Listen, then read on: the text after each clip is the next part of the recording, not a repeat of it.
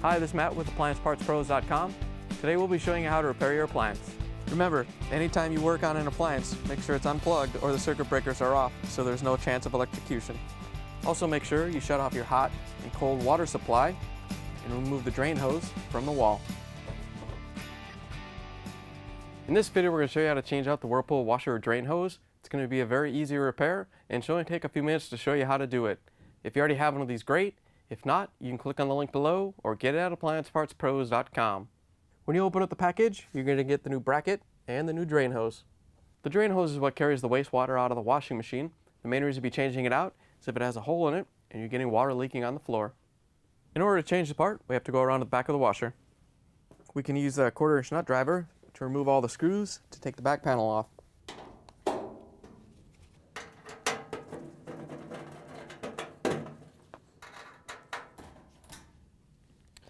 Now that we have all the screws out, we can take the panel off and set it aside.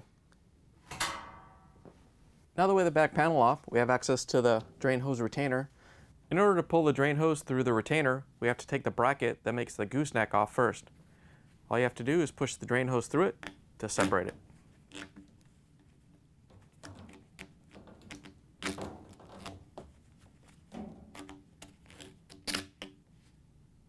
There's some locking tabs that go around this part right here that we have to very carefully press in with a flathead screwdriver. You want to use the side. So as you're pushing in the retainers, you want to carefully push down on the drain hose to get it to release out of the retainer.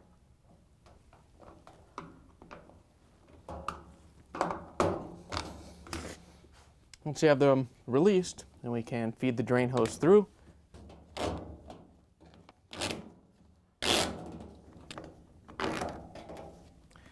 Once you have the drain hose all the way out, we can follow it all the way down to the bottom, and we're going to throw a towel down to catch any water that may come out when we disconnect it from the drain pump.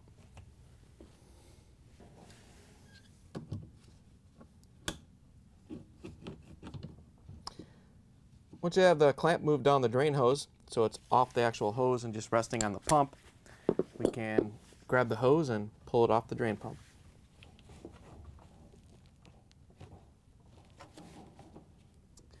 Once you have it off, we can use our wire cutters to cut the zip tie that holds it to the wiring harness.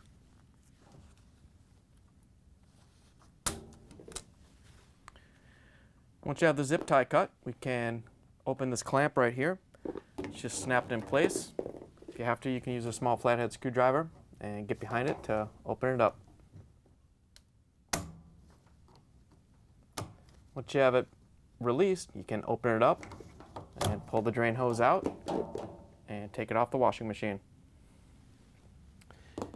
Here's the old drain hose next to the new one. If you already have one of these, great. If not, you can get it at AppliancePartsPros.com. Now we can put the new drain hose on. If you look on the drain hose, there's a little notch right here that we have to push down and line up on this tab. We got the fitting in the inside of the hose wet. That'll make it easier for the new drain hose to slide down.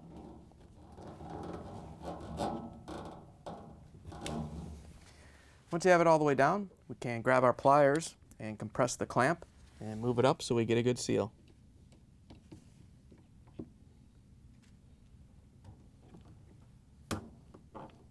Once you have the clamp in place, you can let it go. And then we're going to follow the drain hose up. And there's a couple notches right here that tell you where this bracket has to be mounted. We're going to open up the clamp. And we have to turn these tabs so they're pointing towards the right of the machine and go into these holes right here.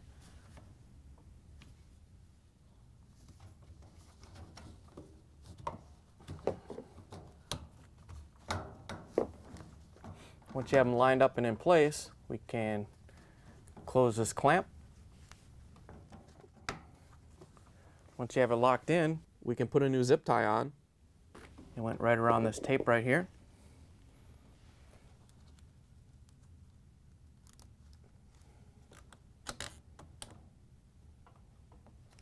Once you have the zip tie tightened down, we can cut the extra off with the wire cutters. Now that we have the new drain hose mounted, we can run it through the retainer. All you have to do is grab the end and carefully guide it up through the retainer.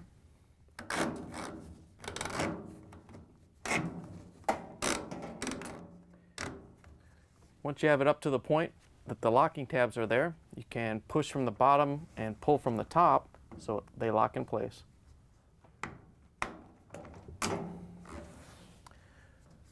Once you have the locking tabs locked into the retainer, we can put the washer back together.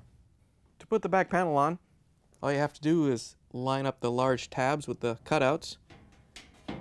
Then you can lift the back panel up, and we can use a 1/4-inch nut driver to put one of these top screws in to hold it in place while we go around and put all the other screws in.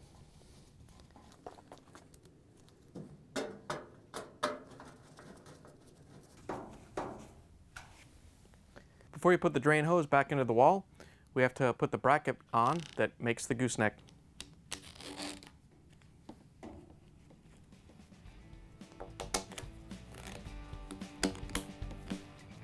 Now that we have the washer put back together, you can plug it in, turn the water back on, hook up the drain hose, and take it for a spin.